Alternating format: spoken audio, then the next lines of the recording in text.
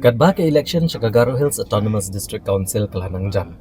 Presiden Gameglaya Pradesh Congress Committee uba Vincent H. Palau lepentip bagasen Congress kelapen kre abah menyakun bet hidaladia klaim dadon kadu bendo kejinget telok bado banoru. Habagrani gelat patai kubor uba Vincent Palau lepen pau bagajeng pen kre kaseng kalayat chkman. Pat menta gedang don hagarensan ban Bishar bnia aki Kyrtong ke badan Ghadc banyakun mekanik election. Boleh tu bahado menta baro di balapan pau ke jing sultanat Iakhun na ketika jengko kongres dan rukun Ngut.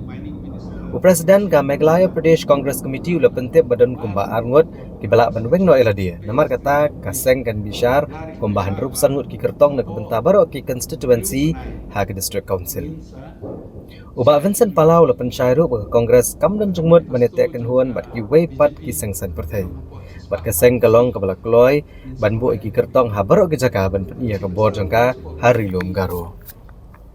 All the formalities, candidates and all, we've already prepared for it, and hopefully we'll announce the candidate the moment the government notified and announced the election. Normally that's a procedure of the party.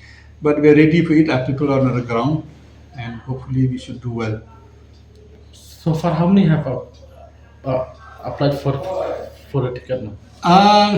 Actually, the 67 applied, but one of them already withdrew, and maybe rather another one on the verge of withdrawing. So it's a 65. Out of 65, we have to declare.